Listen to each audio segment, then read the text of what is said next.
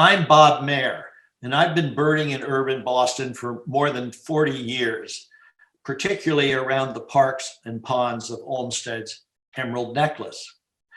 I was scheduled to lead a walk at Leverett Pond in early December, but a combination of factors caused me to cancel the walk and make this virtual talk and slideshow. For much of the year, the local ponds, especially Jamaica and Leverett ponds, are inhabited by mallard ducks and Canada geese and not much else.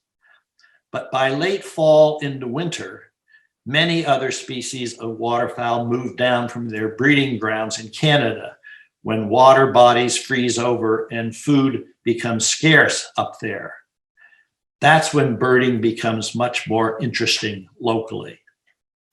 One very well-known species, which is present year-round, but is more common in winter, is the non-native mute swan. These huge birds were imported from Europe at the turn of the prior century as adornments for public and private ponds and lakes in North America. They've established themselves in the wild, and their aggressive behavior and voracious appetites disturb local ecosystems and displace native species. But they're lovely to look at. This is an adult mute swan, pure white with an orange bill hemmed in black. Here's a juvenile, not showing the bright bill of an adult, and also with some color. They do nest on the Charles up in the Millennium Park area in West Roxbury and other places. This was taken by Stephen Baird, which I think is just a lovely shot. So here is a duck that you see most winters here. And in fact, there are a couple of these around right now. This is the hooded merganser, the female on top, and below two male hooded mergansers. You can see the bill is very different than the standard duck bill. This is adapted for their food stuff, which is mostly fish. They have a serrated edge to their bill as well. Here's another shot of a lovely male hooded merganser. And, you know, the females of many bird species, as well as duck species, are more subtle. And yet here, I think you can appreciate how lovely they can be as well. This is a female hooded merganser, looking pretty sexy, I think. And here's a female merganser with a fish in its mouth. It's a good-sized fish. One might think too big, but in fact, she swallowed it without difficulty.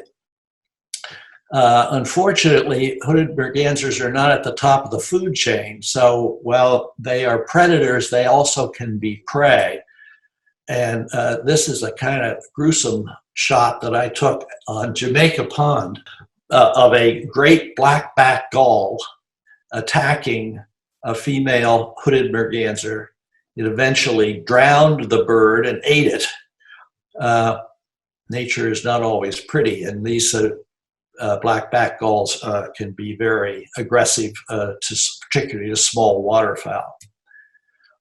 This is a common merganser, another species of merganser which shows up on the ponds, particularly Leverett Pond, usually late in the winter. This is a male, pretty striking bird. Here's the pair. They're both quite good looking. They're larger than the hooded merganser. There is a third merganser called the red-breasted merganser, but it prefers salt water and is almost never found on our ponds. Now, this is the one winter duck that I found on my scouting expedition last week on Leverett Pond. This is a ring-necked duck, a male. You can see the bill is quite distinctive and it's a good field mark. Here's a pair of them. And again, even the female has a little white ring on the bill. Now, on bird walks that I've taken people, they see this and they say, why is it called a ring-necked duck? It doesn't seem to have any ring on its neck, but look how prominent the ring on the bill. It should be called the ring-billed duck.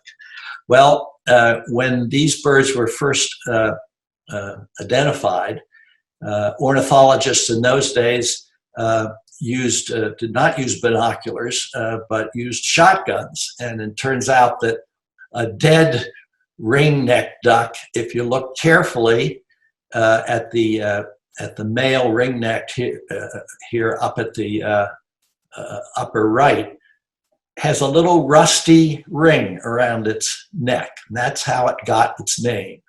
Hardly a field mark for the bird, though. Here's a gorgeous waterfowl. This is a northern shoveler, a male. Shovelers are named in part for the big beak that they have. There are never a lot of them, but they can be found throughout the Muddy River, usually just, as I say, in small numbers. And for some reason, they seem to be becoming less frequent in the last 5 or 10 years. But they're around. Here's a female looking very much like a mallard female, except for the big schnoz. Look at the size of the bill on this bird. And these birds put their bill at the edge of the water and move along, catching insects and so on. And here's a picture that I took in 2002.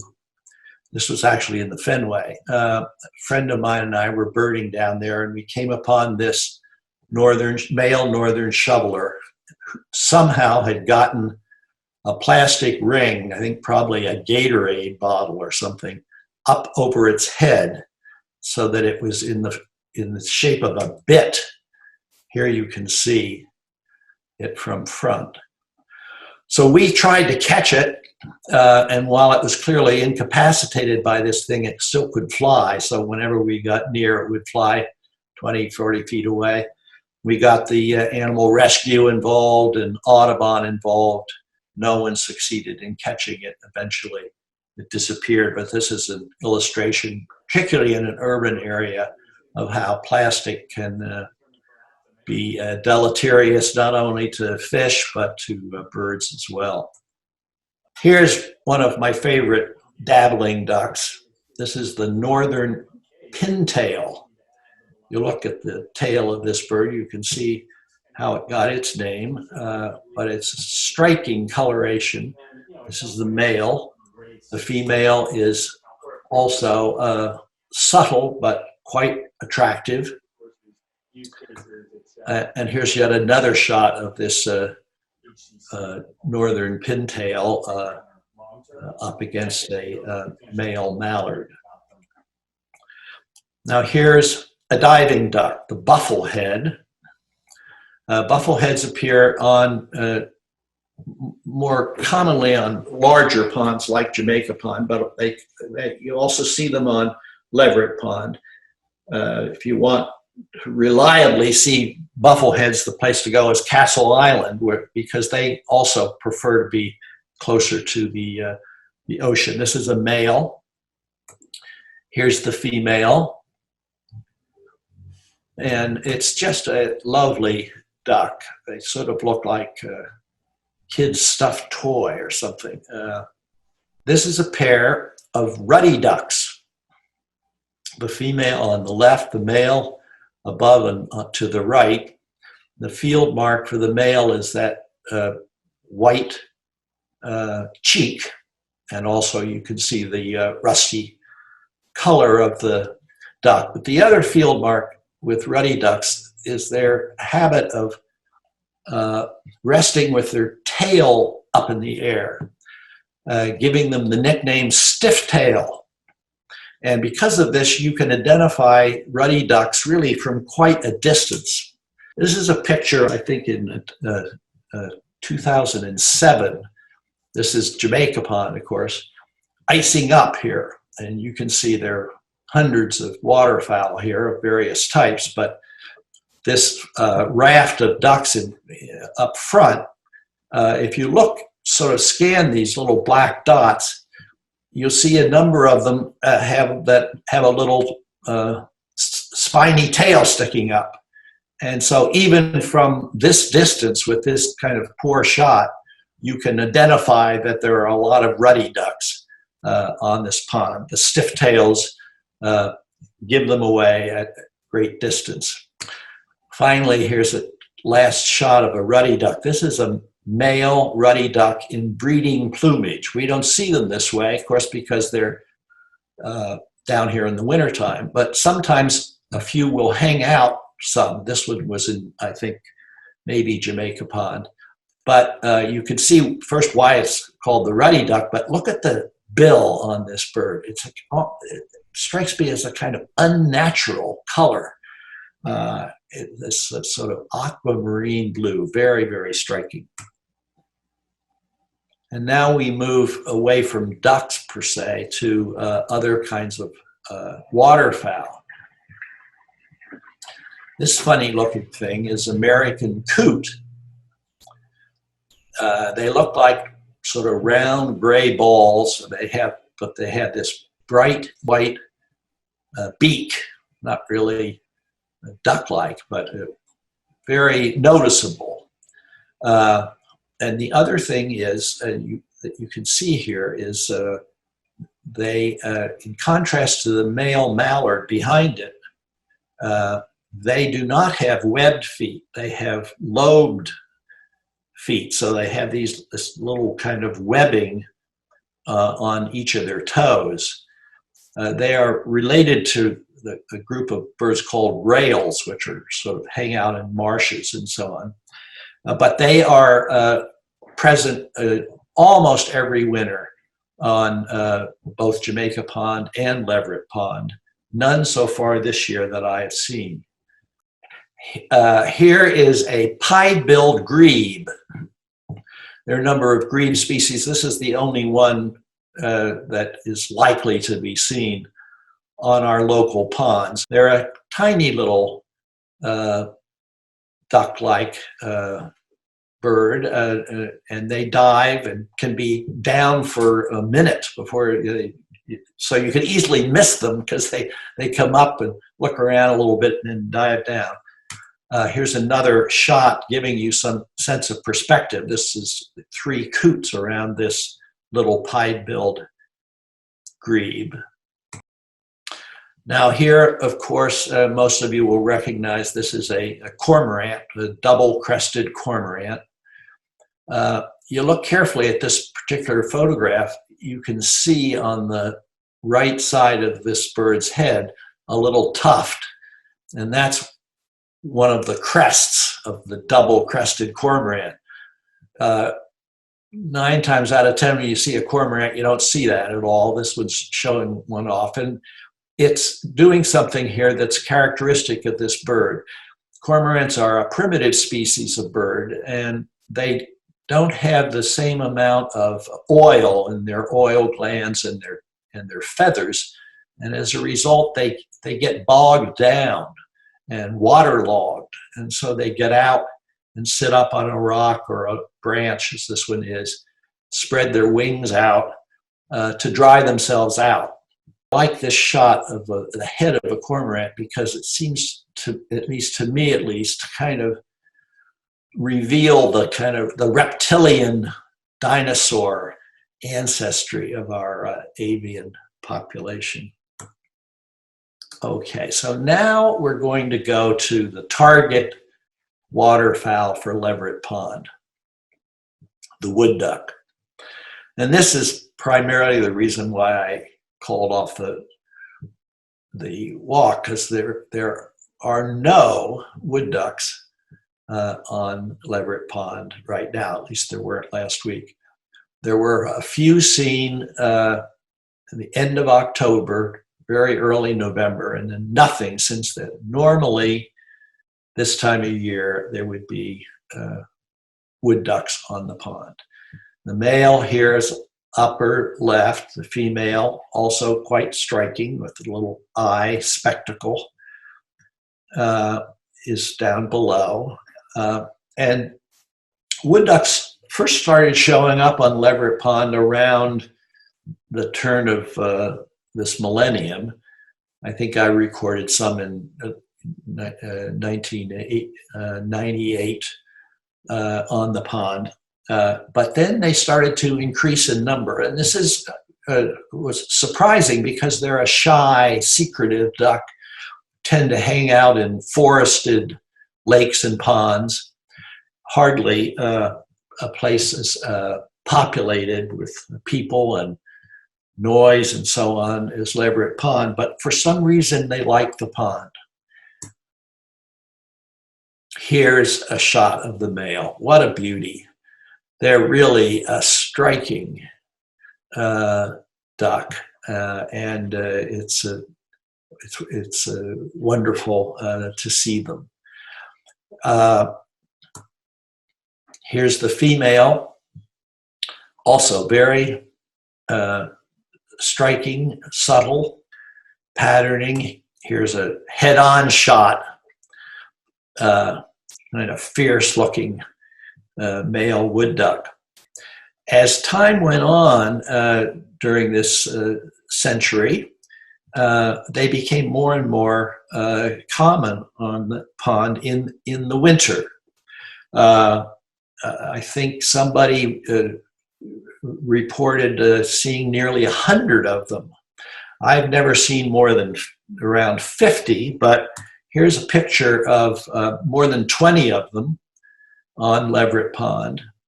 They're quite noticeable,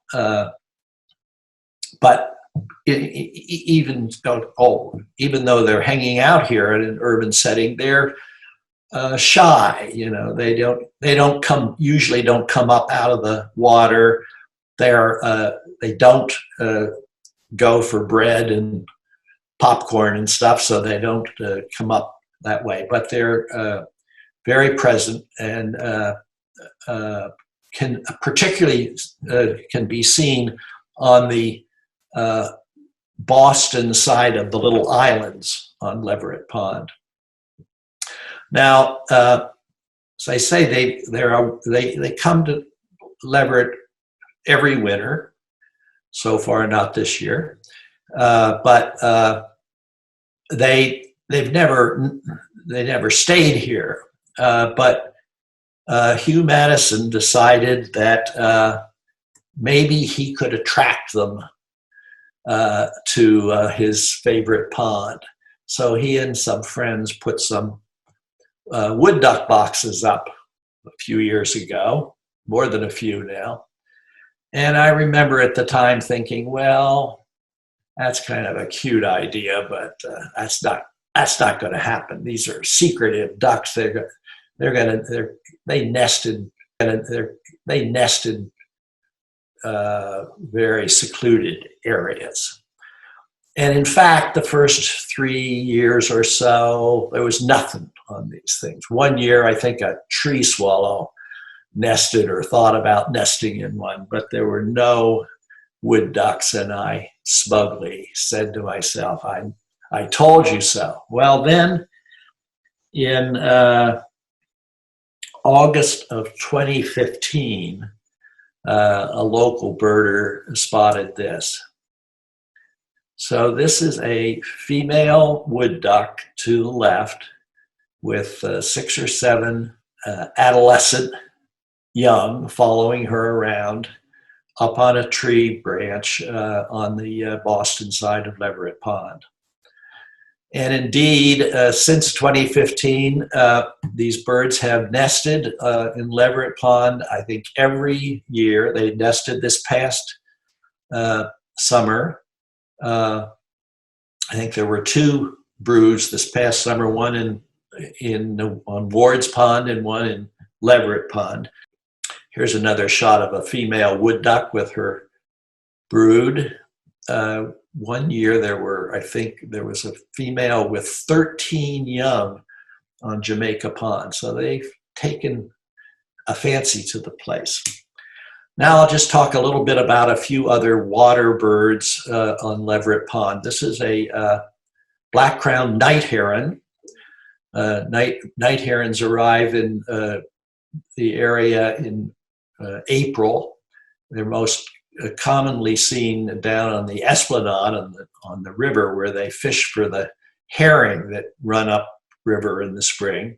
But some of them come further upriver, and this is one. This is a sort of typical pose of a black-crowned night heron. They're often seen sitting in a tree like this. They're a good deal smaller than the commoner heron here, which of course is this beauty, the great blue heron. This is an adult great blue heron with all of its plumage and finery. Great blue herons are here year-round, all up and down the muddy river. Here's a shot of an adolescent or first-year great blue heron. They're about as big as the adult. That is, they're almost 5 feet tall, but they don't have all of the coloration. This picture was taken in the Arboretum. And they are, as everyone knows, big fish eaters. Here's one that's nabbed a bite. This is the signage up right now on Leverett Pond. As you can see, the work there, which has been delayed for years and years. They've been talking about doing this work for a long time, but it started this July. Unfortunately, it's going to take a couple years, I guess, for them to finish it. They're removing a lot of sediment. They're doing, I think, taking out invasive plants and so on. Whether this is why the wood ducks are not there, I don't know. Will this mean, since it will go on for another year or so, will this mean that the wood ducks will disappear? I guess we'll have to wait and see. But I hope they won't, because they are a striking duck, and I would miss them.